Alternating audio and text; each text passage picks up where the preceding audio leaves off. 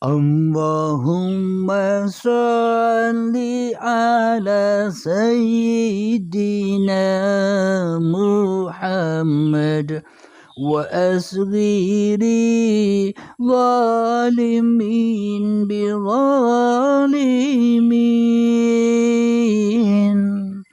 Allahumma salli ala Sayyidina Muhammad wa asghiri zalimin bi zalimin.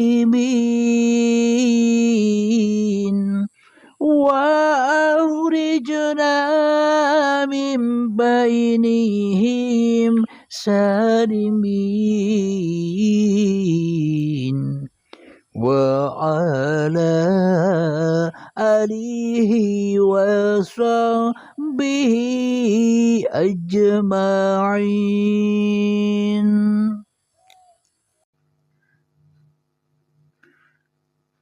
Ada ungkapan begini. Ada seseorang yang ngechat ke admin, bilang begini katanya. Selama ini dirinya telah banyak berbuat maksiat di sisi manusia, di sisi dirinya, karena ada kelainan tidak seperti manusia pada umumnya, yang mana mengarah kepada kemaksiatan. Ini juga bisa dikatakan hal aneh. Dan ketika sudah mendengarkan paparan-paparan uripe Allah, maka dengan bangga dan senangnya si orang ini merasa membenarkan atau pembenaran atas laku-lakunya selama ini. Oh, berarti yang salah, yang maksiat ya uripe Allah. Aku bebas dari kesalahan. Katanya begitu. Inilah yang salah di dalam memahami paparan-paparan uripe Allah. Selagi diri manusianya masih ada, ya selamanya ya salah. Inilah ya kesalahpahaman bila belajar tanpa guru, belajar dewe, memahami sendiri dengan versi, dengan sesuai hawa nafsunya. Dikira kesesatan, dikira kemaksiatan yang dilakukannya selama ini tidak ada kesalahannya. Kenapa? Karena uripe Allah yang berlaku. Ini bagi orang-orang yang tidak memahaminya. Dipahaminya dengan hawa nafsunya, paparan-paparan yang ada di uripe Allah ini. Maka carilah guru di area Anda sana untuk mengkaji apa yang ada di paparan uripe Allah ini, agar tidak tersesat jalannya, agar tidak memahami dengan karpe hawa nafsu ini sendiri. Karena yang paham masih hawa nafsunya, ia selamanya ia masih tersesat. Karena yang memahami hawa nafsunya, ia selamanya masih di dalam fahsya wal mungkar. Jadi bila yang ada hanya uripe Allah, ya bagaimana mungkin Anda bisa melakukan maksiat? Maka barang siapa yang rela ridho kembali kepada Allah, yang maka dijaga oleh Allah dari fahsya wal mungkar, dijaga oleh Allah dari kemaksiatan. Bagaimana mungkin manusia itu bermaksiat atas nama Allah? Ketika dirinya masih ada di dalam hatinya, ya batal. Kenapa? Allah dikambing hitamkan oleh hawa nafsunya. Ya tidak terjaga.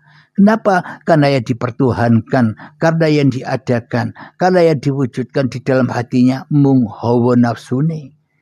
Yang mana Tuhan atau uripe Allah yang dibuat kambing hitam atas laku-laku dirinya. Ya selamanya salah pemahaman itu. Semoga orangnya mendengarkan. Jadi jangan dipahami paparan uripe Allah ini dengan memaklumkan apa yang Anda lakukan. Contoh, aku sudah kenal uripe Allah. Oh, berarti aku mau berzina bebas, mau mencuri bebas, mau merampok bebas, mau membegal bebas, mau berbuat buruk kepada orang bebas, mau nyantet bebas, karena semuanya hanya uripe Allah. Ini yang salah paham.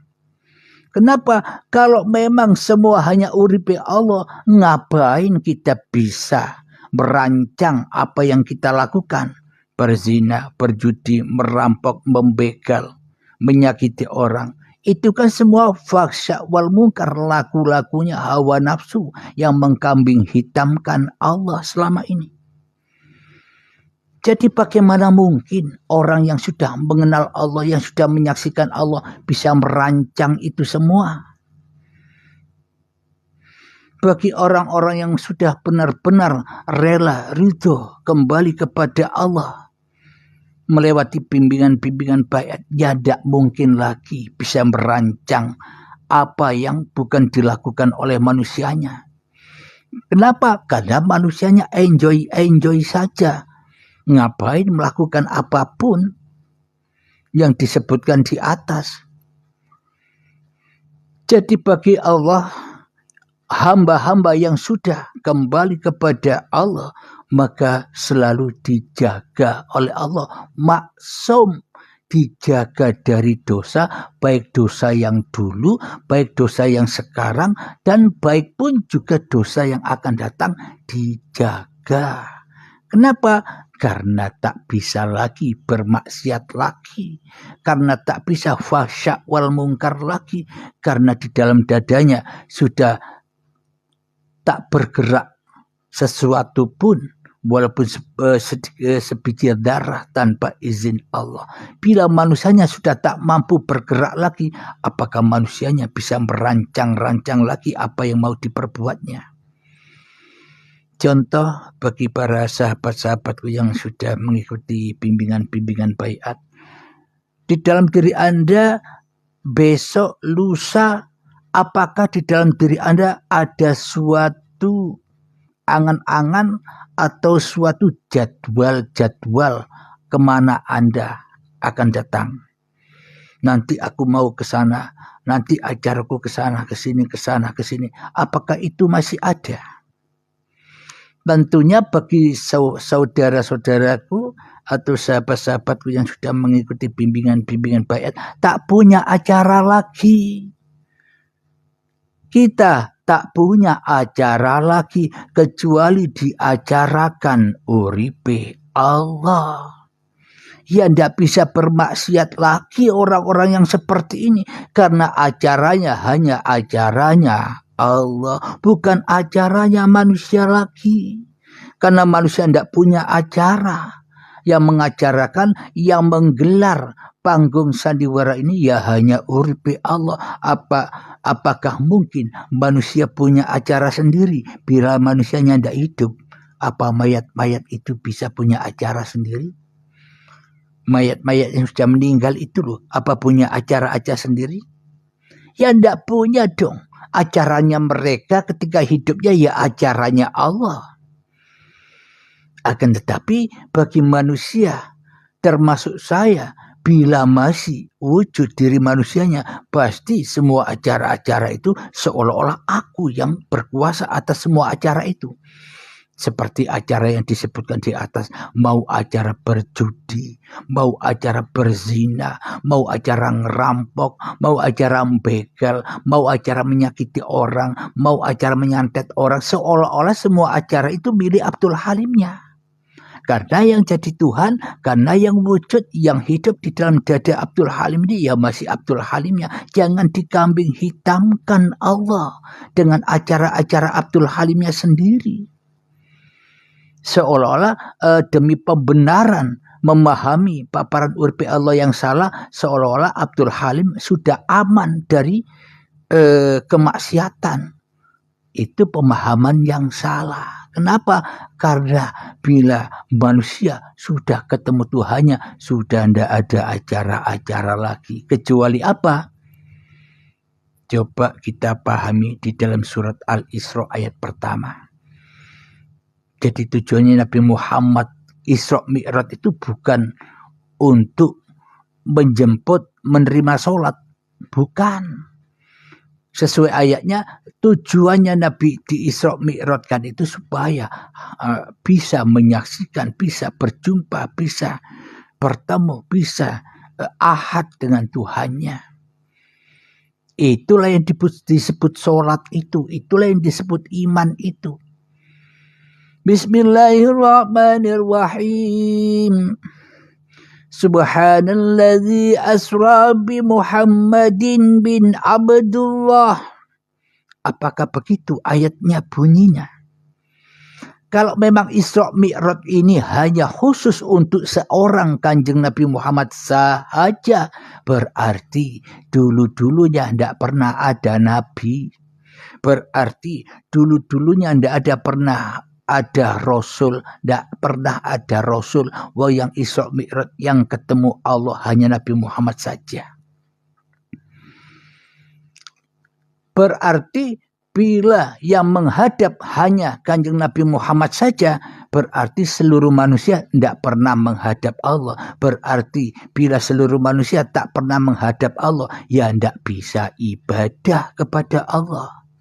Syarat mutlak untuk ibadah, syarat mutlak untuk mengabdi, syarat mutlak untuk menyembah hanya bertemu dulu baru bisa ibadah.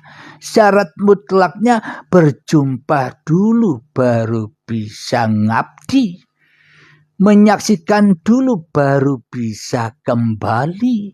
Lah kalau tidak bertemu Allah, tidak menyaksikan Allah, tidak menghadap Allah, akhirnya ibadahnya muspro, sia-sia saja.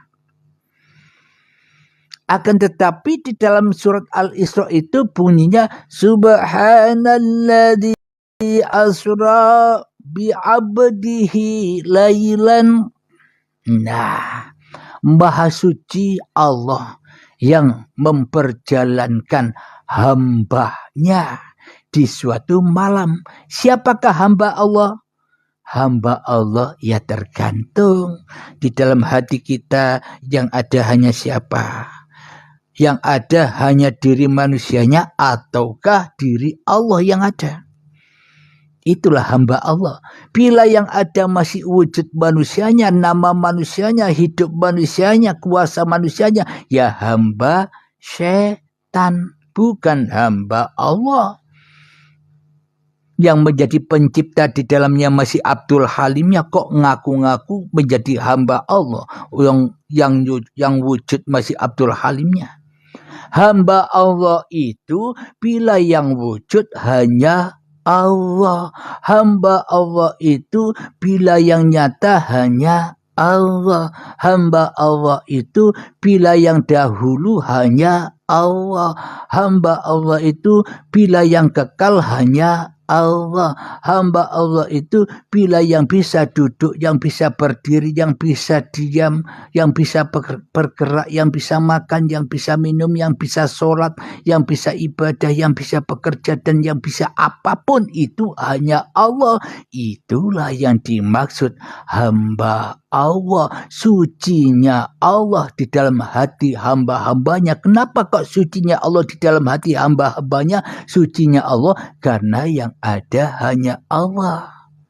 Muhammad, bukan kamu yang melempar itu ketika kamu melempar. Akan tetapi akulah yang melempar ketika kamu melempar. Inilah contoh iman yang mutlak yang sudah dicontohkan di dalam diri Kanjeng Nabi Muhammad. Bahwa tak ada Muhammad ya sudah di dalam hatinya kecuali Allah. Nyatanya apa? Nyatanya Muhammadnya tidak kuasa apa-apa. Hanya Allah yang berkuasa atas Muhammadnya dengan segala apapun yang diperbuat oleh Muhammadnya. Jadi Muhammad inilah contoh semua para utusan, contoh semua para rasul, contoh semua para manusia agar imannya ya seperti ini yang dimaksud beriman, mengabdi, bertakwa kepada Tuhan yang menciptakannya ya seperti ini. Bukan yang seperti kita kira yang selama ini kita pahami. Bukan seperti yang kita kira yang selama ini kita praktekkan. Itu semua kebalik. Subhanalladzi yasra bi'abdihi laylan. Maha suci Allah yang telah memperjalankan hambanya. Kira-kira yang jadi hamba Allah itu siapa sih? Yang jadi hamba-hamba Allah itu manusia-manusia yang sudah sadar bahwa dirinya hanyalah ciptaan Allah. Siapakah hamba Allah itu? Adalah manusia yang menyadari bahwa dirinya hanya makhluk, bukan sang pencipta. Bukan sang pencipta duduk, berdiri, berkata, berdiam, melihat, mendengar. Bukan sang pencipta itu semua. Kalau dikatakan makhluk itu tidak bisa apa-apa. Jadi yang bisa apa-apa, yang bisa mendengar, yang bisa duduk, yang bisa beraktivitas atas hidup dan badan ini sejak bangun tidur sampai tidur lagi. Ya Allah sahaja. Itulah yang dimaksud hamba Allah diperjalankan di malam hari. Malamnya apa? Malamnya, gelapnya, sunyinya diri manusianya di hatinya. Sehingga teraplikasi Muhammad bukan kamu yang melempar, tapi aku yang melempar. Teraplikasi sudah nyata di dalam diri tiap-tiap manusia. Itulah dalil yang hak.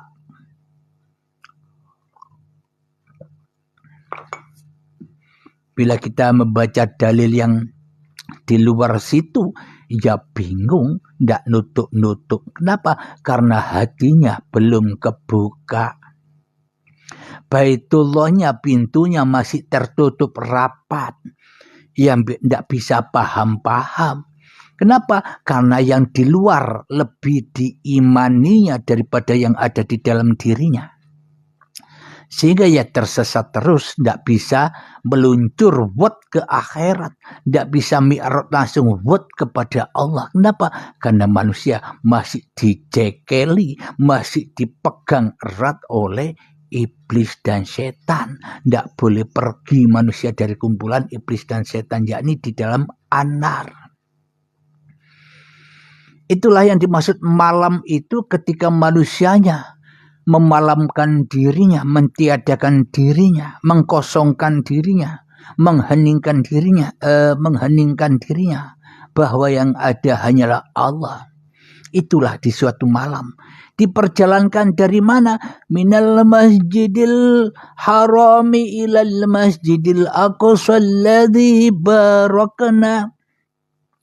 Bila dipahami secara syariat atau bila dipahami secara versi pemahaman hawa nafsu, ya Masjidil Haram yang di luar sana dan Masjidil Aqsa yang di luar sana pula. Akan tetapi pemahaman di sisi Allah, Masjidil Haram itu mana?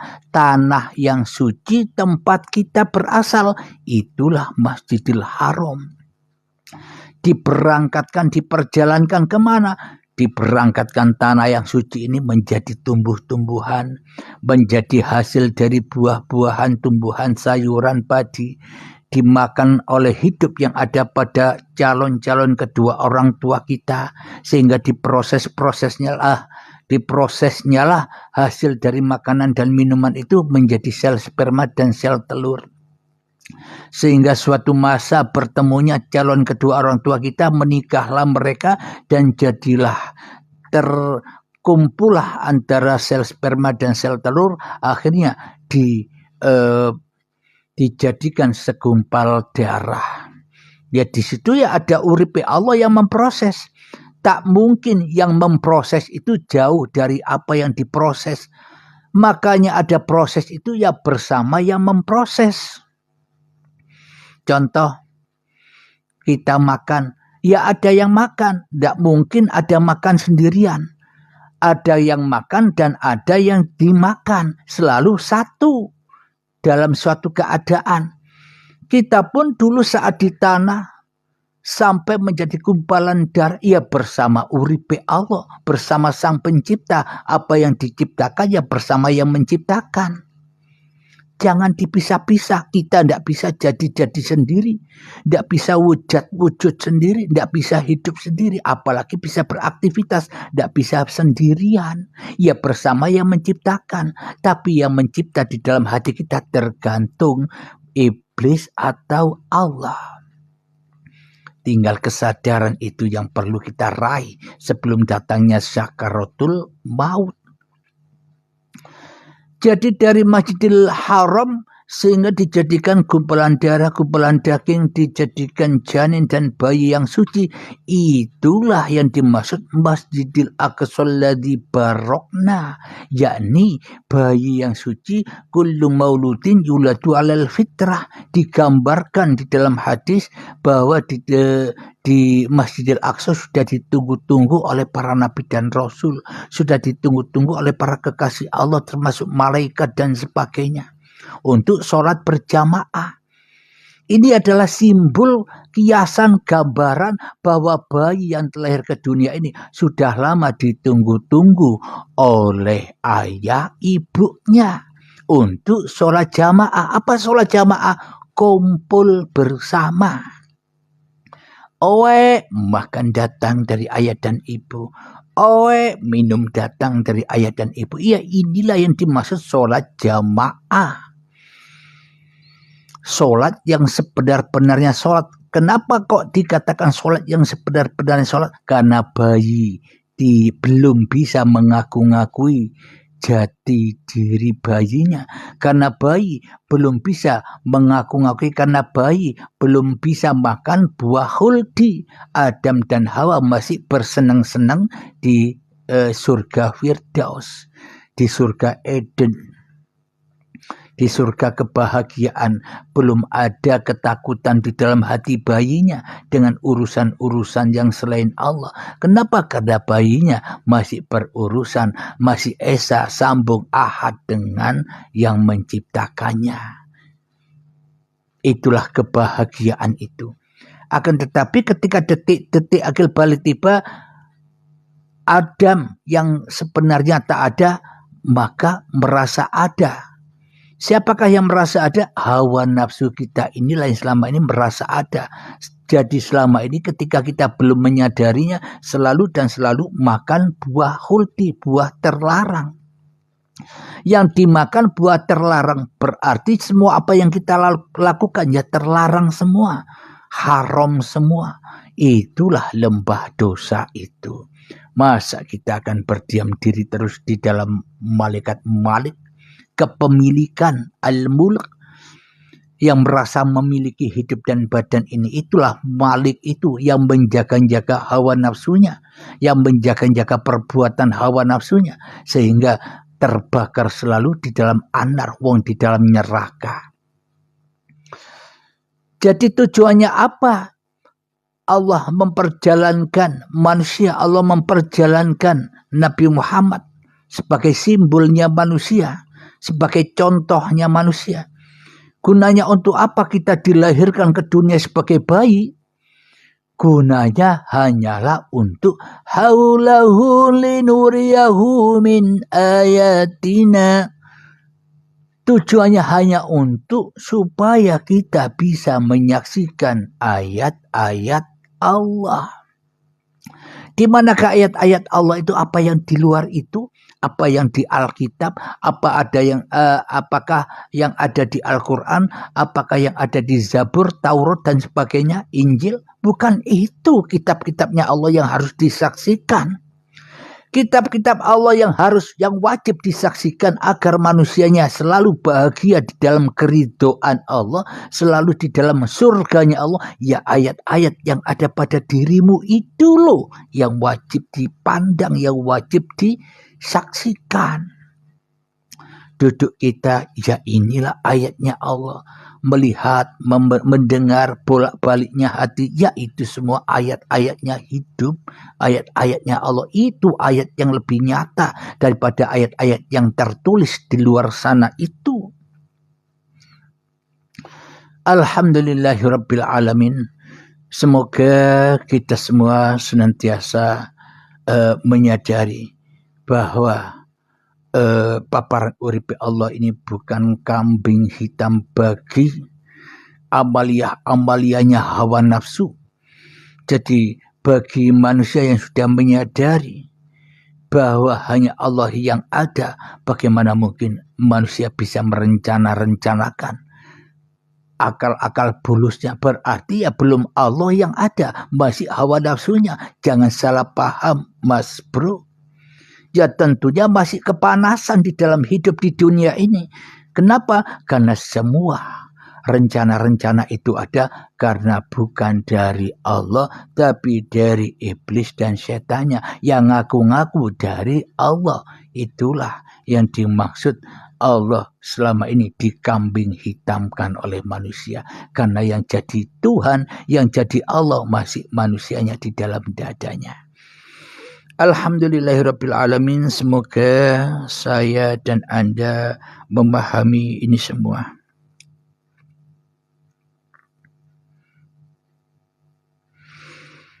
Alhamdulillahirabbil alamin.